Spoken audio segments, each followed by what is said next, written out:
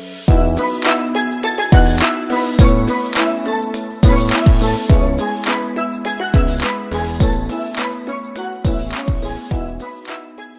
everyone, it's Chloe and Dani, and welcome to another episode of The Tea. This episode is brought to you by Bag of Wine. Bag o' Wine. We had a bottle and we've moved on to the bag. These have been trying times. Ugh. Tastes like water. A little bit. I think it's old. These are trying times, so I need alcohol right now. Yeah. We made dinner. Well, I made dinner. Thank you. For us. Curry night. Curry night in my house. Curry in a hurry. Curry in a hurry. And well, not so much. Well, we're having. Yeah, it took a long time. All good things come. To those who wait. Yeah, to the. I was just gonna say all good things come, but. I know that's right. How you doing? How you doing? And Parker and Violet will be running around in the back. Parker tends to like to interrupt because we're in the living room right now. Hi, you guys. See. Today's topic was actually suggested by a viewer. Hi, Mia. Hi, Mia. I got a message from Mia on my YouTube account asking Dani and I to record a video on this specific topic. So I'm gonna pull that up right now. So basically she wants us to talk about sex. No, we've already talked about that, but if you guys want us to talk about that again, leave a comment down below and like this video. Let's see if we can get this to 100 likes. We are going to talk about the awkward times after just beginning your transition. So maybe when your hair is a little shorter, maybe when your face is a little more masculine, maybe when your body's not developed, and as she put it, the aesthetic difficulties of beginning transition, and I thought really, that was beautiful. Yeah, I love how she worded that. That's perfect. Good job. So we're going to talk a little bit about different ways to help with maybe more masculine features, fashion, makeup tips, and just how we got through those very, very beginning stages of our transition. Yeah, we were just looking at both of our earlier videos on our channel. So bad. And it was like bringing up memories for me, like for so sure. Bad. I mean, I started looking like a butch lesbian in the beginning. I had an afro. You had a Jufro. Look at this. Like, it was like this. When I first started YouTube, it was like that. She was serving Justin Guarini realness. I was. Not even just like mini Justin Guarini. And now look at these luscious locks. I know me. I know me. I know me. I know me too. I was a bald bitch. I was such a bald bitch. Thank you, finasteride. Thank you, finasteride. So that is one thing that helped Dani, was she was going from balding to beauty. I was going from a Rogaine commercial to a Tresemme commercial in 2.5 years. Girl, we don't do Tresemme, we are herbal essence.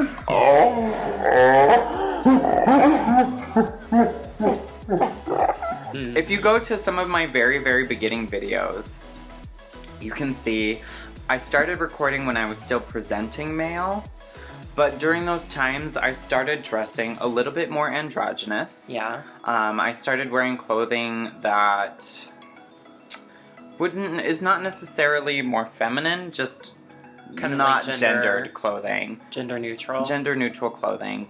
I was leaning a little bit more towards the feminine side because obviously she was a little femmy. I was a little femme. I've always been. I went through a kind of a similar thing, like in the beginning. Granted, I was going through grad school, so I was like focused 100% on focus on my schooling. So yeah, I was going through school at the time, so I was focusing a lot on my schoolwork and my art. But you know, I started incorporating things little by little into my daily repertoire. So I would wear hats all the time because I was like fucking bald, I'm not gonna lie. And I started to incorporate like eyeshadow into my daily look, even if I had stubble. Would do like the whole like man makeup, grungy eye kind of like look. And I would wear hoodies a lot. It was Minnesota, so I would layer like crazy scarves. See, that was my trick. Always wear a scarf. I always wore a scarf. And I wore like big jackets and stuff like that because I felt like it was almost like during the winter time, it's like 6 months out of the year is like winter here pretty much. So it's like, I looked at the jacket as almost like a cocoon. Exactly, and it hides your anatomy. And if you're wearing a big poofy jacket, no one knows what's underneath. And if your face is presenting femme, then you're more likely to get mammed. I was very similar. I didn't wear eyeshadow though. I wore foundation, concealer, and mascara. So that is what I started with. I worked at a coffee shop down in Rochester when I lived there because that's where I started transitioning. And I would go into work and my boss was like, why are you wearing makeup? I was just like, oh my god. Were they transphobic? No, he was this, well, a little bit. He's a gay Republican. Oh god. Like finding Bigfoot, unicorn, all you log cabin Republicans. And he actually got busted for having sex with a 14-year-old. Oh, I think I remember hearing. There's a big story about that in the news. I hope you're in jail.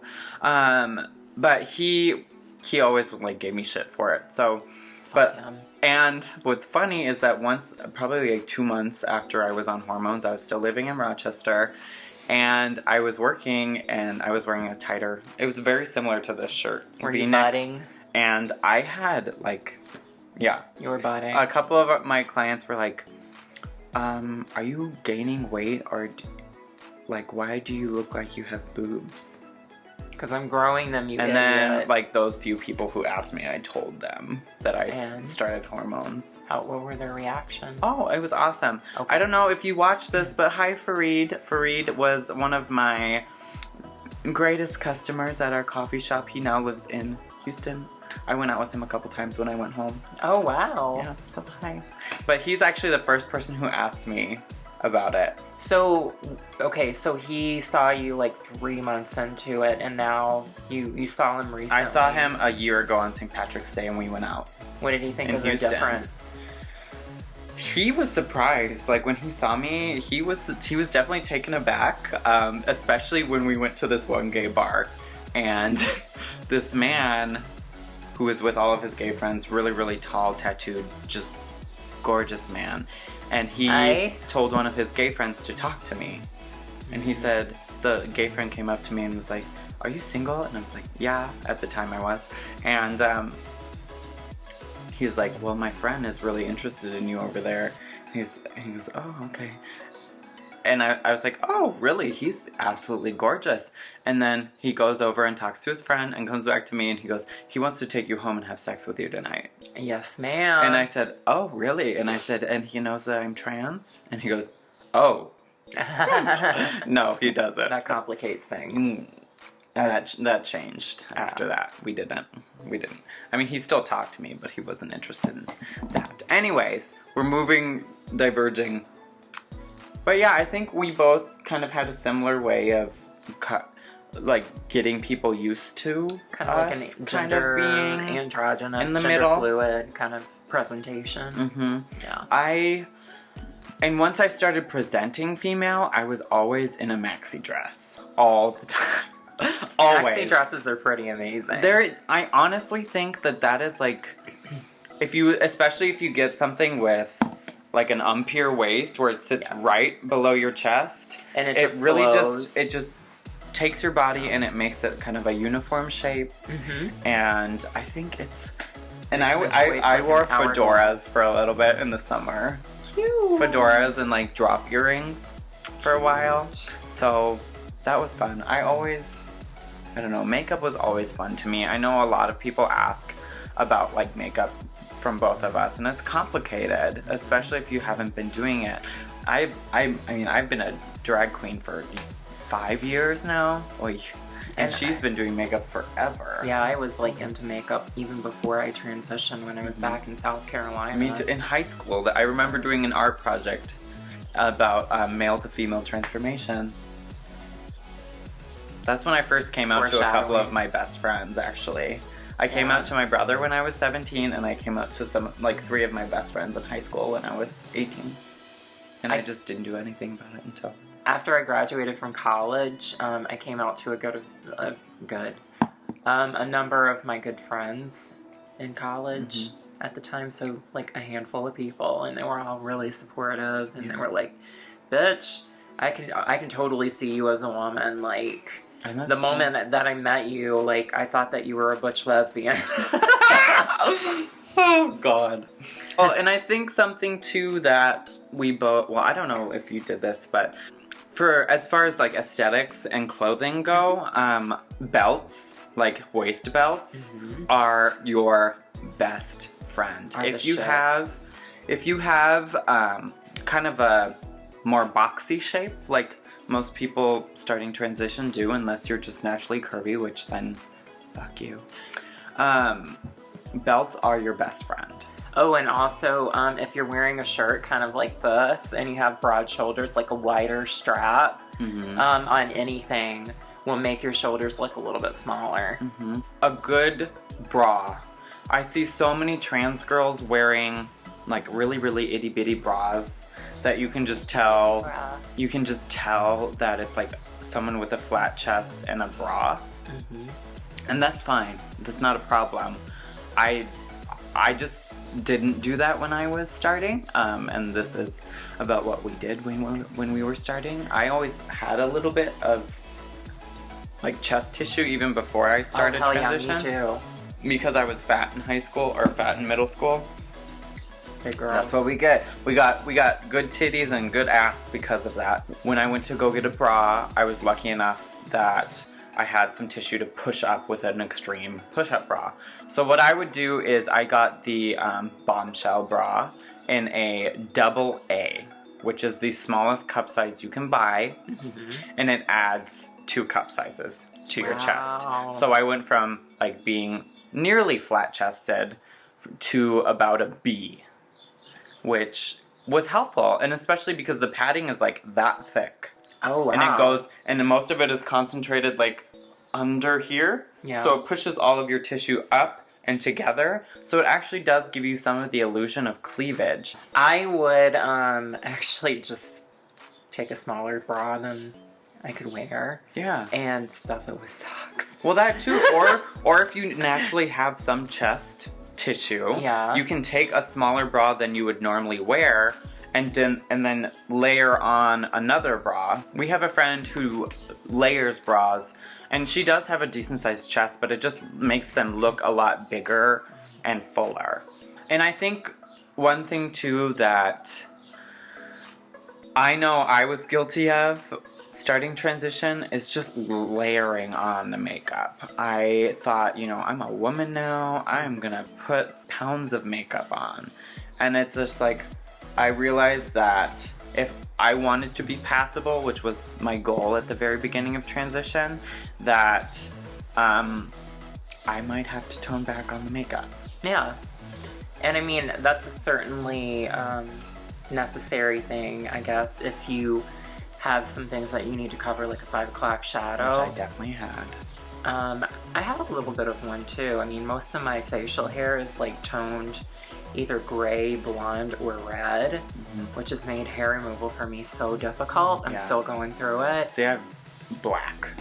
See, that's black the body easiest hair. because you get laser and it's just like, bye, Felicia. But for me, Black like, hair, Leisha. exactly. But for me, like, yeah, the color's not there, but it still leaves a texture, and that's more annoying to me than actually having something that I can cover. You could concentrate most of the coverage there, but keep the rest of the skin really sheer if you have good skin. And I think, I mean, that is definitely what's important. People go for this full coverage. Lots of concealer, lots of powder, because I don't want anyone to see what I have underneath this. But chances are you only need your coverage here, and maybe some on your neck. And that was what my mistake was I took it all the way up. And, I mean, now, thanks to laser hair removal, I don't really have to have that much coverage. That is also something that I think is definitely good to recommend, laser hair removal. If you can afford it. I started off with a Groupon, and even though some of the Groupon deals aren't the best lasers, they do get you started with the removal of hair. So, I mean, I started on IPL. yeah. Which that's a certain kind of light that laser uses, but over the past year and a half, I've graduated to like medical grade, like diode laser light, which even on my light hair is doing something. And they go really, really high as far as like the amount of light. Watts. Is it watts? I think it goes in increments of joules. Joules. So next time I go in, I'm probably going to have them blast me at like 35 to 40. I know. But, I mean, it's just something we have to do. Yeah. It's a part of the process. I wish it was covered by insurance. Anyway, I've probably spent like $3,000 alone on hair removal so far. Yeah. That's the word. For hair, she started wearing hats. Yeah. I wore fedoras, and I also wore a lot of headbands, like cute little tie bands. If you go in I think it was like my 4th video, you'll see me in a fedora and my short little curly hair with like these dangly turquoise earrings. Adorable. And I think that's another thing too, is if you have short hair, go for like a dangly earring. I think it makes... Yeah. And it kind of accentuates your face. When I was, when my hair was maybe like to about this length, and I could like have some of it back, like I had kind of like a bang, but I would pin it back with like clips and like leave the rest kind of falling, and I thought that was really cute too. And keep in mind, all of this is just stuff that we did. That doesn't mean that you have to do it like that. Everyone certainly has their own way of transitioning. But since you guys came to us for advice, we're here to give it. You're here to serve. Hiding Adam's apples. Oh, I never cared. I mean, you can see mine right now. And they're not Adam's apples, they're Eve's apples. Which are just even more juicy and delicious. So sinful. Okay, well... Cheers to all the girls watching this out there. We hope that this information and our advice has been helpful. If you guys want to look at some products that I thought would be helpful for my transition in the beginning, you can go back to my channel, A Girl Like Me with Chloe M, and enter the giveaway until March 8th. I will be giving that to one lucky winner. And it's good stuff. I took a look at it. Stuff. She was just peeking in my beauty room. And I have a few things from it, and they're amazing. Awesome. So don't forget to check out Dani's videos at Dani Marie Wagner here on YouTube, and Scars_stars, right? Scars_2_stars. On Instagram. Yeah. And I don't think she has a Facebook page for her YouTube video yet. Not yet, but I might create one. Yeah, and you can reach me on all of my social media at A Girl Like Me with Chloe M. That is Twitter, YouTube, Facebook, and Instagram. Until next time, we love you guys. See you later. Bye.